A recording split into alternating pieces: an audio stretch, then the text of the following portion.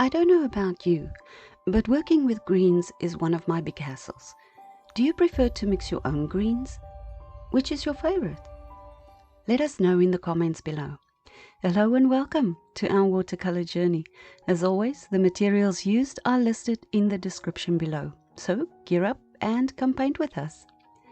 In this delicate little picture, Heinrich used a variety of greens, which we will show throughout the video. The paper is taped to a flat wooden board, and he first masked out some of the areas where he wanted to preserve the white on the paper. If you want to know more about masking fluid, head on over to our video about the marvels and miseries of masking fluid. The link is in the description below. You don't have to use thick lines of masking fluid. Fine lines applied lightly will do the trick.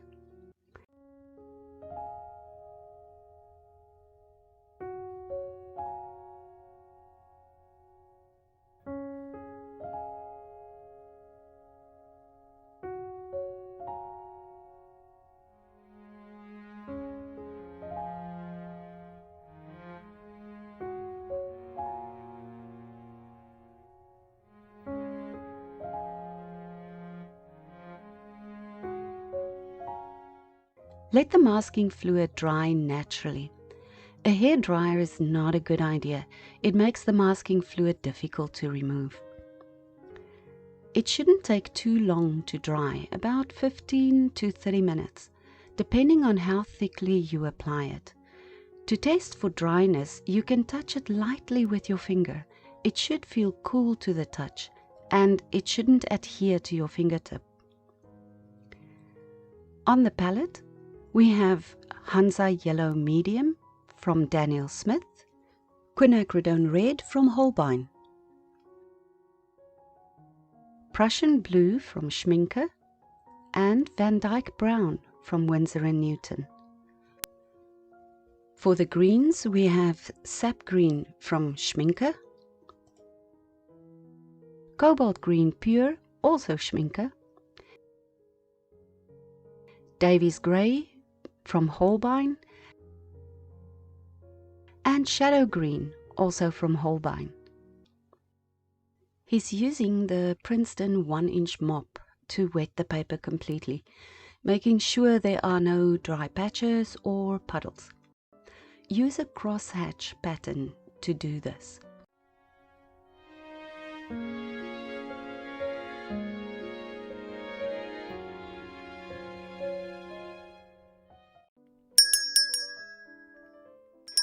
The colors are pre-mixed on the palette. If you work wet on wet, it's a good idea to have your colors pre-mixed. The paper can sometimes dry very quickly, and you might struggle to mix the same tone and value if you don't have it ready-made.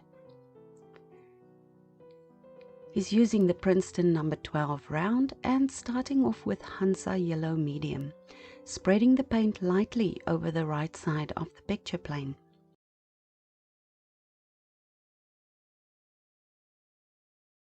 He follows that with Quinacridone Red, gently mixing the color on the paper to create a lovely orange hue. Next up is Cobalt Green Pure. He allows the colors to mix freely on the paper, and he doesn't always clean his brush before loading it. In this way, he gets beautiful, unique color combinations. He adds a touch of Sap Green, which is a rather bright green, which he then tones down a bit with a shadow green, all the while using quick, light strokes to mix the paint on the paper as he adds the various greens to form different layers.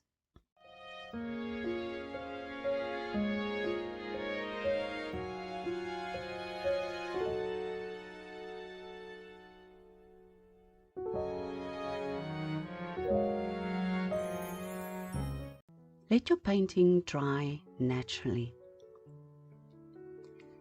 He's using a rubber cement eraser available from Amazon to remove the masking fluid. The eraser lifts the glue easily and doesn't damage your paper. Make sure there's no residue left on the paper before you start working again. He's using the Princeton Snap number 0 round and Sap Green to paint the initial stems, using the white spaces as guidelines and adding some more stems and leaves as he goes. He adds the different greens to create shadows and definition. The Princeton is a synthetic brush, which is rather rigid. It has a remarkably fine point, and the little belly holds quite a lot of paint.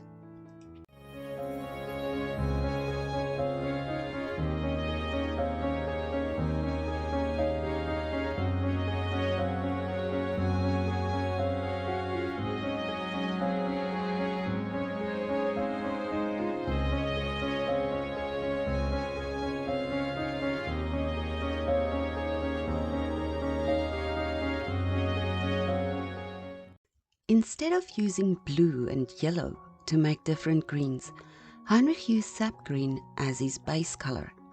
He mixed some of the Hansa yellow medium with the Sap Green to bring variety into the different greens.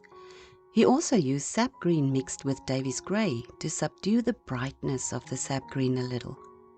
In some cases, he used the Sap Green as a pure pigment. Sap Green is a lovely mixing color. To make the green cooler, you can add blue, and to make it a bit warmer, you can add yellow. Adding Payne's grey will make it a bit darker, and adding brown will give you a rich olive green.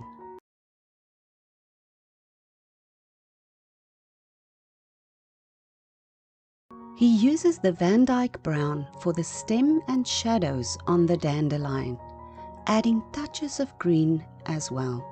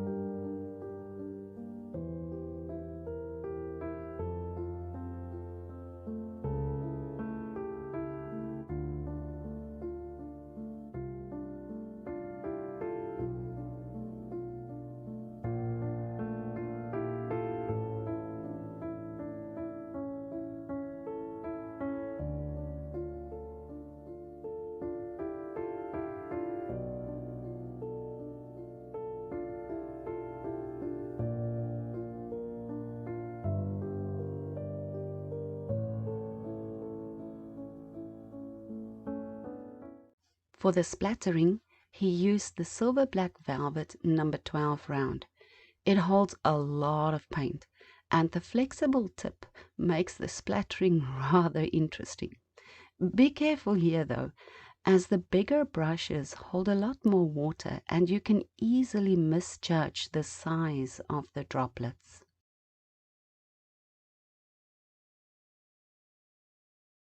Back to the little snap for more detail.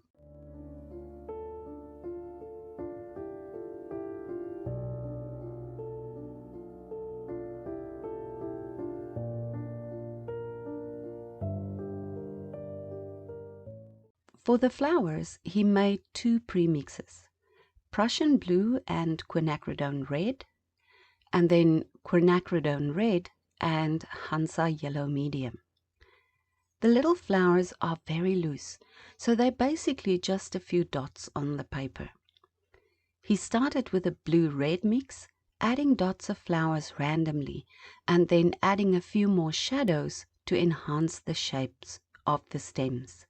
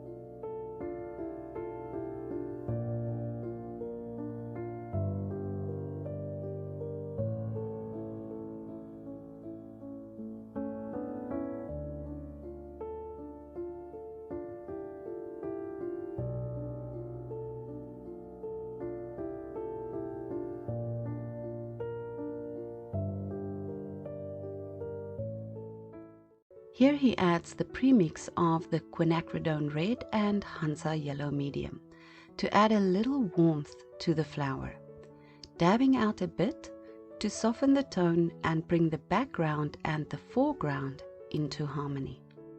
Have a look at some of these videos in our playlist if you want to know more about color mixing or landscape painting, and don't forget to leave a comment. Vaya con Dios!